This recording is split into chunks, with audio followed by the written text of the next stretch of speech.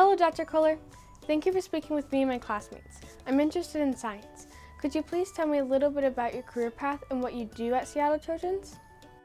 Wonderful. I'm so happy to be here today and talking to you. And so my name is Rhea Kohler. I grew up in the Caribbean on the island of Trinidad. And after graduating from high school, I attended university in Canada, in Montreal, and then went on to graduate schools both in London as well as locally here at the University of Washington in Seattle. When I graduated from McGill University, I was lucky to get an entry-level position at an epidemiology center that was funded by the World Health Organization.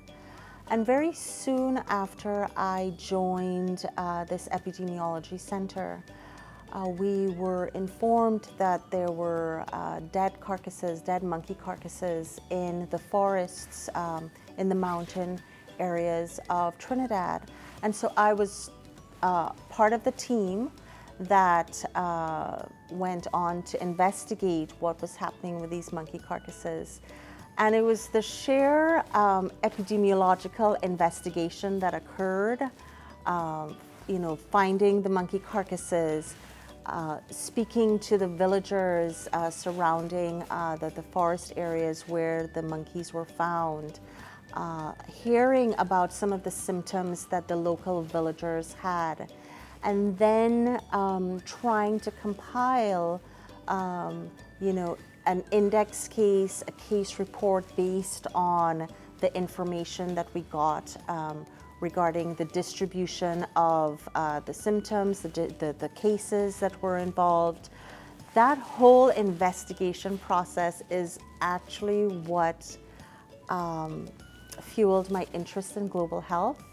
And very soon I realized I was hooked on this career, and then pursued a degree in public health, subsequent to doing some studies in medical parasitology at the London School of Hygiene and Tropical Medicine.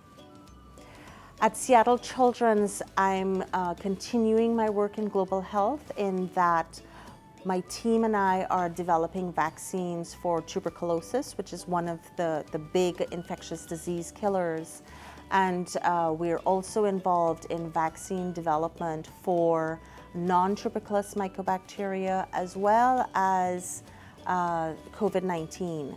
So yes, so the big killers that are affecting us internationally. This pandemic has really impacted my life. Can you tell me what COVID-19 is and why it is so hard to treat?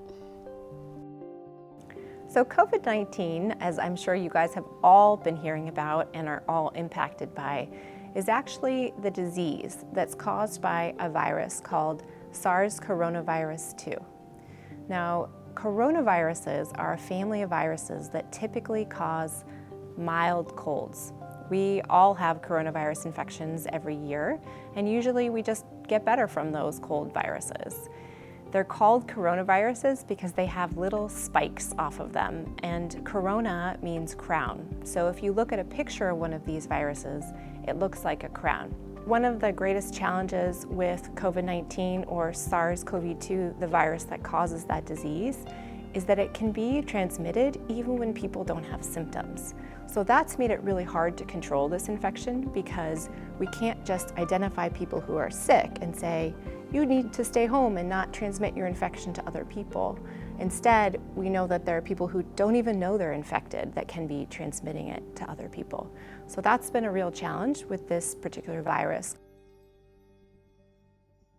What I'm wondering is, when and how do we know the COVID-19 outbreak had become a pandemic? So to answer that question, I'm just going to give some chronological information, if that's okay. So, we knew of the first case in Wuhan, China, on December 31st, 2019. And we were then informed by the WHO, by the World Health Organization, via social media on the 4th of January that there were some cases of pneumonia, pulmonary type symptoms that were occurring in Wuhan.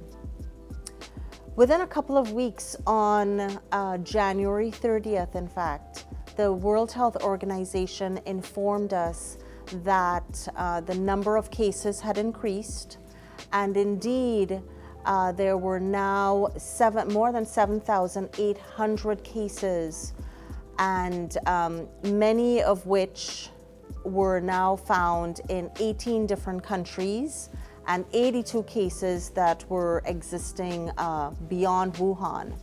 So at that stage, because there were so many different countries and such a huge increase of the number of cases, the WHO and the CDC then defined the outbreak as not just an epidemic, but as a pandemic, simply because there was such an increase in the number of cases and the number of countries involved. So I have two questions. First, how do we know if someone has or had COVID-19? And my second question is, why is it important to have a good test? So reliable tests for COVID-19 goes without saying, they're so important. The gold standard test that we currently have in place utilizes a piece of genetic material from the SARS-CoV-2 virus in order to diagnose individuals, or samples rather, from individuals who might be infected with the virus. It's really important to have sensitive and specific tests in place for COVID-19, because so many of the symptoms of COVID-19 are shared with other viral infections. And so, if you think about some of the symptoms associated with infection with SARS-CoV-2, those include things like symptoms such as fever, cough, a sore throat, muscle aches and pains. And many of those are also symptoms, as you know, of the common cold, of being infected with influenza, for example, or other viruses. So because of the shared symptoms, it's important to be diagnosed properly, so that in terms of thinking of treatment options as well, individuals are then treated appropriately. So again, accurate, sensitive and specific diagnostics for COVID-19 are fundamentally important. Some of my family members have gotten the COVID-19 vaccine. Can you tell me how the vaccine is developed and what is in the vaccine for COVID-19? So vaccines come in a lot of different flavors, and there's a pretty interesting history behind vaccines. The earliest vaccines that people ever developed were against a disease called smallpox. And the way that that was developed was by taking an animal infection and exposing it to people. And when people had that animal infection, they could develop an immune response against it but not get sick from it. More commonly, the vaccines that we use now are little pieces of whatever that infection is. So you can imagine that if you took a particular virus, or you took a piece of bacteria and you ground it up into little pieces, and you showed a small piece of that bacteria or that virus to the human immune system, you could train it to respond to that small piece of that virus or bacteria. What's particularly interesting about the vaccines that we've developed for SARS-CoV-2 or COVID-19 is that instead of giving our body that protein or that building block, we give it the recipe. So we show it the recipe for a coronavirus protein, and then we use our own cells to make that protein. So we basically are capturing our body's ability to make a vaccine for itself. So it's really totally novel technology, and it's really interesting because it allows us to develop vaccines very, very quickly. So usually it takes many, many, many years to be able to develop a vaccine. And these vaccines were developed in a very short period of time because it's much easier to make this kind of vaccine. Our final question is, do you have any advice for a future scientist such as myself? I have so much advice for future scientists. First of all, science is the best career choice you can ever make. It's the most fun thing to do. And when I think about science, I often think that being a scientist means you should think like a kid.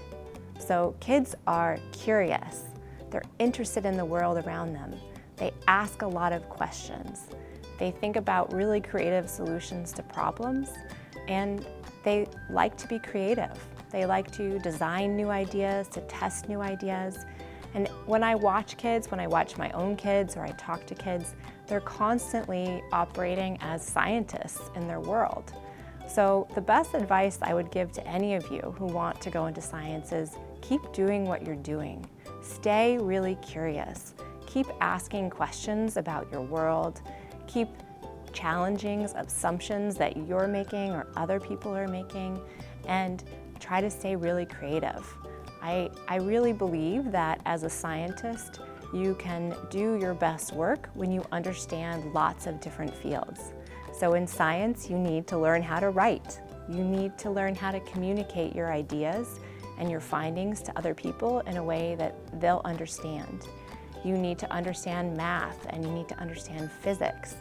And you need to understand all different kinds of things that are happening in the world, and that will make you a better scientist in the long run.